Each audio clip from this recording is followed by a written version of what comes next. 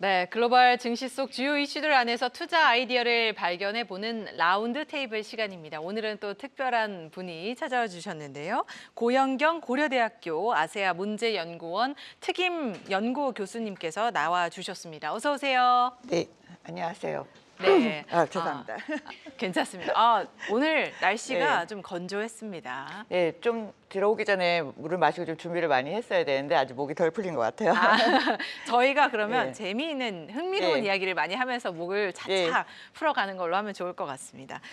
오늘 모처럼 이제 아시아 증시 그 안에서도 동남아시아 증시하고 인도 증시에 대한 분위기를 좀 자세하게 분석을 해주신다고 해서 너무나 기대가 되는 상황입니다. 저희가 이제 방송 초반에 인도 증시에 대한 내용들을 좀 살펴봤습니다. 사실 이제 저희가 뭐 미국이나 주요 증시에 주목을 하고 있던 그런 상황 속에서 인도 증시가 어느새 사상 최고치를 경신하면서 이제 10년 연속 상승을 눈앞에 두고 있는데요. 내년에도 이런 상승세가 지속이 될 수 있을지 너무나 궁금합니다. 인도 증시 자체는 또 어떻게 보고 계신지도 궁금하네요. 예, 올해 이제 사상 최고치를 기록한 것은 맞지만 올 한 해 전체적으로 보면 과거에 이제 지난 한 3, 4, 5년 동안 이어왔던 상승세가 상당히 주춤했던 한 해다 이렇게 볼 수 있을 것 같습니다. 왜냐하면 그 이전까지는 그러니까 한 해 매번 10% 이상, 거의 20% 가까운 상승률을 보였던 해들도 많았거든요. 그거에 비하면 올해 다른 아시아 증시라든가 이머징 마켓 증시가 상당히 높은 상승세를 보였던 거에 반해서는 다른 이머징이나 글로벌 시장 증시에 비해서는 언더퍼폼했다 이렇게 볼 수 있을 것 같은데요. 그럼에도 불구하고 인도에 대한 내년 전망을 약간 해보자면 많은 분들이 이야기하시기를 올해도 6% 이상의 성장률을 보여줄 것이고 내년에도 결국은 6.5%에서 6.7% 가까운 성장률을 낼 것이다라고 보고는 있습니다. 그런데 이제 과거와 올해가 좀 다른 그런 수익률을 나타냈던 이유 중에 하나는 그동안 증시가 너무 많이 올랐기 때문에 인도 증시가 인도 기업들에 대한 굉장한 프리미엄이 붙었다. 너무 오버프라이스 된 게 아니냐라는 생각들 때문에 올해 상당히 그 외국인들의 매도세도 많이 있었고 리밸런싱이 일어나면서 그런 주가가 좀 주춤했던 부분이 없지 않아 있었다 이렇게 보고 있습니다. 그러면 오히려 상대적으로 이제 과거에 비해서는 상승폭이 좀 다소 아쉬웠던 한 네. 해였던 거네요. 네. 근데 교수님 말씀하시면서 목이 쫙 풀리셨어요. 네. 바로 이제 전문 시장을 이제 살펴보다 보니 네, 마음이 편안해지신 것 같습니다. 자, 그러면 내년에도 이런 흐름이 이어질 거라고 보시나요? 사실 이제 아까 성장률이 어느 정도 시장의 예상치를 뭐 기대 부합하거나 아니면 그 이상 상회를 하면 시장은 거기에 또 반응하기 마련이거든요. 예, 그래서 올해는 이제 중간 상반기랑 중간 부분까지만 하더라도 너무 가격이 높아졌다. 소위 말하는 이제 PER이 너무 높아진 거 아니냐라는 생각이 들었기 때문에 사실 외국인들의 매도세가 이어졌는데 그럼에도 불구하고 상당히 이런 주식시장이 어떤 하한선 이하로 내려가지 않은 부분들이 있어요. 특히나 미국과 그 관세에서 문제로 굉장히 네. 어려움에 처했음에도 불구하고 아주 이렇게 내려꽂는 추세는 아니 일어났는데 그거는 다른 쪽으로 이야기하자면 그 인도 주식시장을 떠받치는 힘들 중에서는 외국인 말고 내수가 굉장히 큽니다. 네. 그러니까 내국인들이 이 적립식 투자 펀드라는 게 있어요. SIP라고 해서 Systematic Investment Plan이라는 게 있는데 이렇게 일정 기간 적립식으로 계속 투자를 해서 나중에 이제 수익을 얻는 방법이에요. 그러니까 이것에 투자하는 인구가 엄청나게 많이 늘었거든요. 그러면 실질적으로 시장이 풀려 있는 그러니까 주식을 계속 매수해야 되는 자금들이 끊임없이 유입된다라고 보면 거시경제 성장률이 어느 정도 나오고 내수가 받쳐준다는 상황 속에서는 다시 주식 시장이 어느 정도 턴어라운드 하지 않겠냐라는 전망이 우세합니다. 네, 저희가 살펴봤을 때도 일단 집안의 힘이 굉장히 탄탄하다라는 네. 내용들을 확인을 해볼 수 있었습니다. 그 주요 배경으로는 왜 이제 이렇게 내수가 단단하고 견고한 건지 궁금한데요. 제가 얼핏 들었을 때는 인도에서 아직까지 이제 주식 시장에 투자를 안 하고 있는 인구도 상당수 굉장히 많다라고 네. 들었거든요.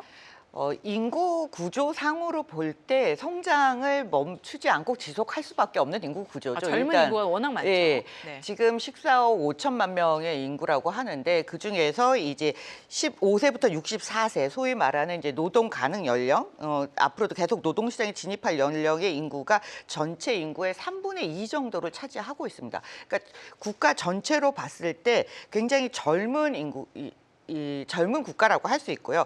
또 2024년 기준 인도 중앙 연령이 29.8세예요. 그러니까 다른 이제 선진 시장과 비교를 하면 네. 상당히 젊은 층이 많은 한국이 국가죠. 평균 연령이 50대였나요? 60대였나요? 네. 그러니까 상대적으로 젊은데 젊은 사람들이 많은 시장의 특징은 소득이 있으면 끊임없이 소비를 한다는 거예요. 그러니까 지금은 한 2,600달러 정도의 소득 수준인데 이렇게 5%, 6%, 7%, 8%까지 성장률이 유지된다 그러면 빠른 시간 내에 소득 수준이 3,000불, 4,000불, 5,000불로 가게 되거든요. 4,000불에서 5,000불 가까이 가게 되면 이제 내구재를 소비하는 이제 좀 더 좋은 TV를 사고 좋은 가구를 사고 뭐 자동차를 사고 이런 쪽으로 소득이 자꾸 올라가는 연령대나 소비가 늘어나기 때문에 아무래도 전 세계에서 가장 중산층이 두터운 나라가 될 것이다 이렇게 보고 있습니다. 그러니까 한편으로는 인구가 소비도 많이 하고 내수를 많이 쓰는데 또 한쪽에서는 끊임없이 이 많은 인구들이 노동시장, 농촌 지역에 있다가 도시로 유입이 되고 디지털이 또 빠르게 일어나고 있기 때문에 여기에다가 유통 인프라가 확장되면서 상당히 소득이 많이 소비 시장으로 풀릴 수밖에 없는 구조를 가지고 있습니다. 게다가 최근에 인도가 이제 그 경제 활성화를 위해서 소득세를 감면을 해주고 그리고 우리로 치면 이제 부가가치세인 거죠. GST를 또 낮춰주는 이런 개혁들을 이뤄갖고 있거든요. 그러다 보니까 사람들이 아끼는 것보다는 조금 더 수월하게 소비를 할 수 있는 구조가 만들어졌습니다. 그렇군요. 그런 이야기를 듣다 보니까 이제 젊은 층이 많고 그만큼 소비를 할 수 있는 인구도 많고 그러면 이제 투자 심리는 여전히 좀 견조하다고 볼 수 있을 것 같은데 그 안에서 미국과의 갈등이 좀 지속되는 양상입니다. 사실 이건 어느 정도로 인도 내에서 작용을 하고 있는지 궁금한데요. 별로 인도 안에서 신경 안 쓰고 있는 거 아니에요?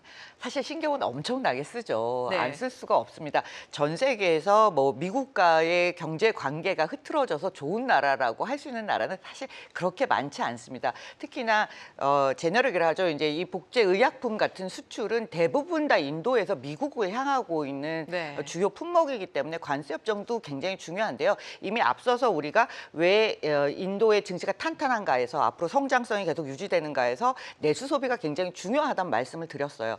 이 내수 소비가 전체 GDP에서 차지하는 비중이 굉장히 높기 때문에 여기에 의존하는 비중이 높을수록 외부에서의 그런 효과들이 상대적으로 우리보다는 체감이 덜하다는 것이지 영향을 아주 안 미치는 것은 아닙니다. 네.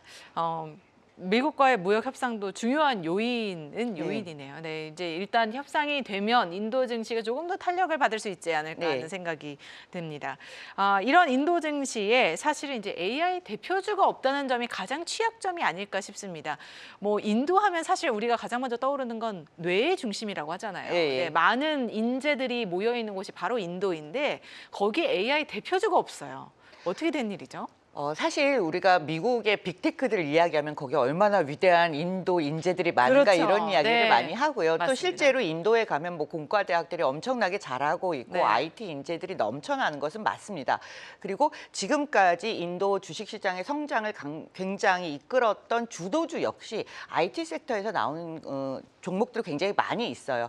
그럼에도 불구하고 AI 시대에는 좀 주도주가 없는 것처럼 보인다. 왜냐하면 지금까지 IT로 성장했던 그 인도 섹터의 IT 주요 회사들을 보면 어디까지나 아웃소싱에 가까운 회사들이 좀 많고 IT 컨설팅이라든가 비용으로 승부 보는 종목들이 좀 많았다. 그러다 보니까 AI의 주축이 되는 실제로 AI를 이끌고 발전시켜 나가는 부분은 약하지만 또 반대로 생각하면 여태까지 그런 방식으로 성장해 왔기 때문에 변화되는 환경에 굉장히 빠르게 적응할 수 있는 것도 인도 AI 특징이다 이렇게 보고 있거든요. 그래서 오히려 AI의 백오피스 뭐 이런 말들을 지금 많이들 사용하고 있어요. 그래서 AI를 직접 개발하지 못하지만 AI 에이전트나 AI가 필요한 회사 내에서 이것들을 구축할 때 필요한 굉장히 다양한 백업을 해주는 역할들은 결국은 또 인도 IT가 해결하지 않을까라는 기대 심리를 좀 갖고 있습니다. 그래서 상당히 IT 섹터 종목들이 좀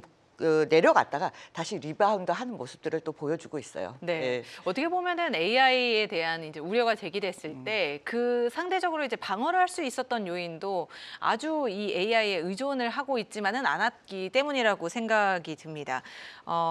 그 말씀해주신 대로 이제 AI 주도 기업들의 이제 백오피스의 역할을 해주신다고 하니 그 이제 레이싱에서 생각해 보면 이제 그 페이스메이커를 하는 역할이 예. 아닐까 하는 생각이 드는데요. 그러면 인도 증시 투자할 때 저희가 이제 좀 방어주 성격으로 접근하는 게 맞을까요?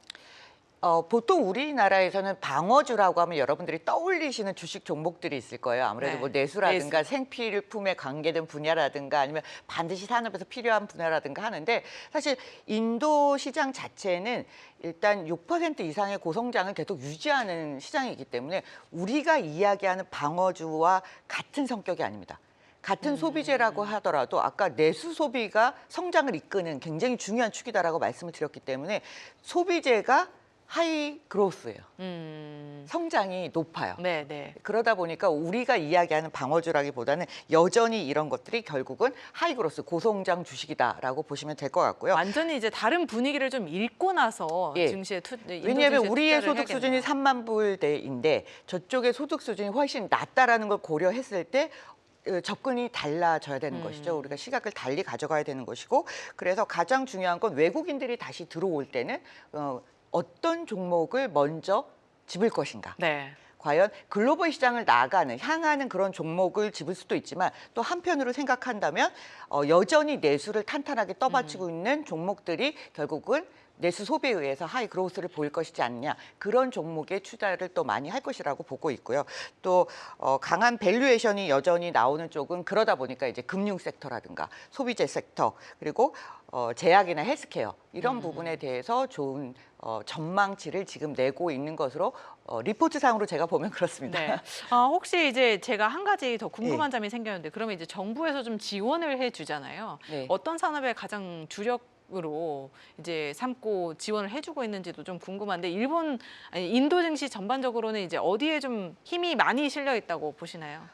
아무래도 지금으로 보면 인도는 여전히 인프라 구축을 굉장히 많이 해야 되는 국가입니다.